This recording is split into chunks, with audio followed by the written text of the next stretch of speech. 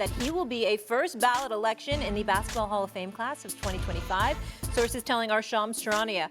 Anthony led Syracuse University to the first and only NCAA championship as a freshman before being drafted third overall by the Denver Nuggets as a part of the esteemed 2003 draft class. They were loaded. Melo played 19 seasons with 6 different teams in the NBA, currently has the 10th most points all time. He won 4 Olympic medals with Team USA, taking home 3 golds, and as mentioned, is a former NCAA champ. Peter Rosenberg joining the party. Great to have you, along with Marcus Morris, and of course, SA, full studio. You know I'm happy. Oh, of course, and Big Perk, box office right now on the big screen. Good to see you too, my man. All right, SA, yes. What stands out to you most when you look at Carmelo's basketball legacy? I want to preface my comments by saying I'm not too objective about this. I love this brother. He's family to me. We're very, very tight, and I got a lot of love for him. I'm so happy for him. Averaged 25, nearly 25 and 7 as a New York Knick. 10-time All-Star, top 10 scoring list all time. Melo is special. Unfortunately for me, the number one thing that comes to my mind is the absence of a championship. Let me tell you why.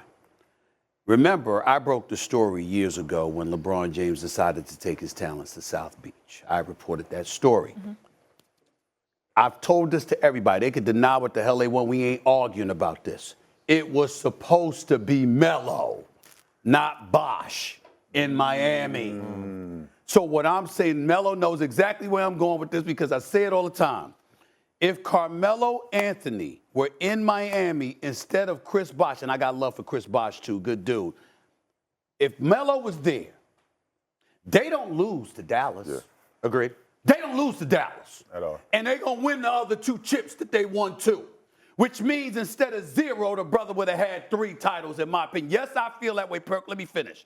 I believe that Carmelo Anthony would have won at least 2, likely 3 chips if he had joined D-Wade and LeBron in Miami. But it didn't happen because years earlier he had to opt out. You know, he went to 5. They had to opt out. He didn't take it because he wanted that money from Denver and all of that stuff. That's what rings with me because everything else he's done. And he means that much to basketball. Let Perk respond because he's shaking his head at you. He didn't go there. Perk, you don't agree with them? Tell me why. No, I don't. I don't agree with them. Let me get that out the way. First of all, we are not going to devalue what Chris Bosh brought to the table. I didn't do that. Right? And no, but what I'm saying is you always looking at one side of the basketball, and that's my problem with you.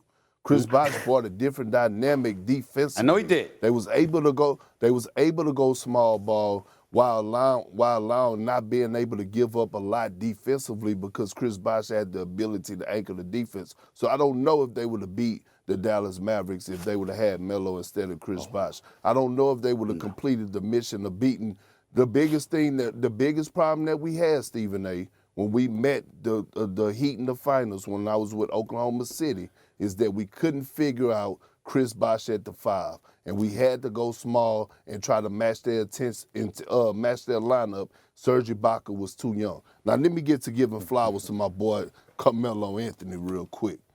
One of the greatest scorers to ever touch the damn basketball.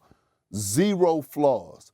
It wasn't a scouting report or a game plan for Carmelo Anthony besides trap him and make him give up the ball. The king of the post-ups, the king of the pivot, the king of the spin moves, the king of the tomato chest at the forward position, had it all. He pulled out the hezzy pull-up 3 before KD added it to his game. So when I think of Melo and watching him go through AAU, watching him go through Syracuse, hell of an NBA career, obviously, I'm looking at one of the greatest scorers to ever touch the damn basketball, a walking bucket.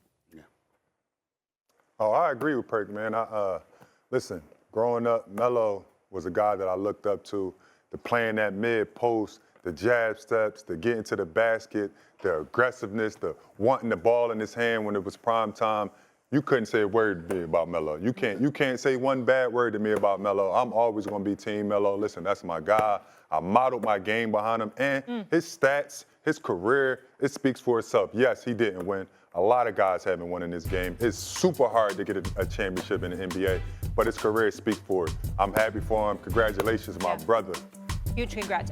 Peter, obviously you got strong ties to New York City. You've been on the radio here for God knows how long.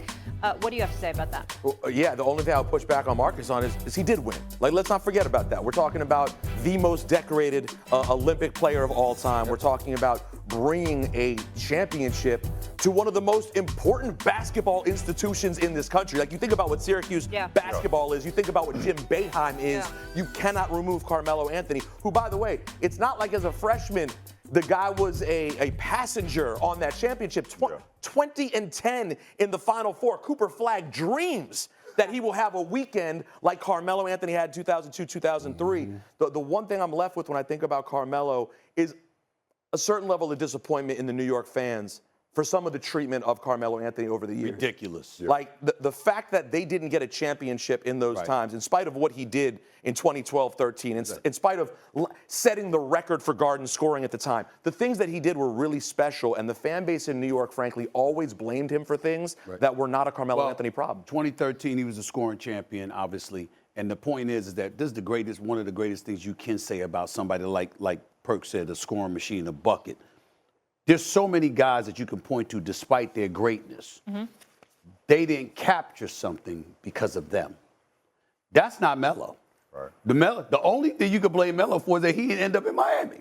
You know, I mean, but when he showed up on the court, he wasn't the reason. What you would expect it from him was what he delivered. Yeah, you can only control what you can control. Is he a top 5 Nick all time? Absolutely. Sure. Absolutely. Not even. Yeah, I don't really see where you'd go. You know what I'm saying? Like Frazier, Reed, Ewing. Yes, right. Melo. I think he's top 4 Nick of all time. Sure, I tell you top 3. And the only reason I question that is because we're gonna look at the title in '73 and ask who was on that team. Right. You're gonna look at Ewing. He averaged more than Ewing. And by the way, Ewing had to deal with Jordan, no doubt about that, as everybody did. Melo had to deal with LeBron because LeBron was in Miami with D. Wade and Bosh. And I know that Bosh is exceptional and Hall of Famer and contributor on the defensive side of the ball. But I'm thinking Dallas, when you had troubles offensively as Miami, that doesn't happen if Melo's there. Melo's like, this is Melo. With LeBron and D. Wade on the floor, this is what Melo would have done. Man, give me the damn ball. Please. Give me the damn ball. Y'all just move out the way. Please. And This hesitancy on y'all part. It ain't none of mine. That's right. Played Melo at it hesitancy on mine. Give me the damn ball. Against Dallas, that's what he would have done. Carmelo was like, offensively, he was a player that if you were a little kid, you dreamed of playing basketball the way Carmelo Anthony played basketball. I mean, think about the class he came in with. Yeah. He's the best offensive true scorer, I think, of that group. He is as natural a scorer as you will see play basketball.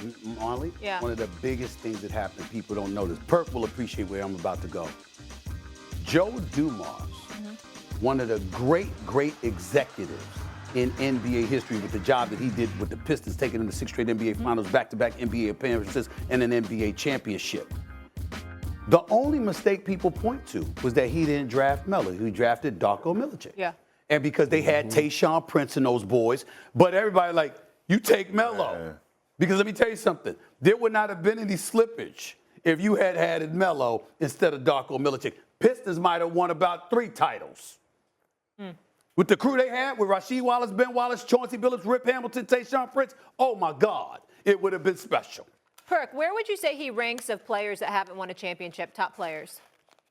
I would say I would give Melo top 20 for as, you know, because I didn't prepare for this list, Molly. You know, you put me on the spot. My bad. So, I called an audible. I would say, bad. We had some time, and I was like, let me make some things happen. I feel comfortable saying top 20. I would give him that, top 20. Yeah. No. Yeah, and listen, I don't know where the number would be. I know this. Karl Malone was phenomenal. If we put him on a list of people that didn't win titles, but he was right, Melo's right up there. Right. Chuck, Karl Malone, Melo, he's right there. He's right there. He's in the conversation. Easily. Hold on.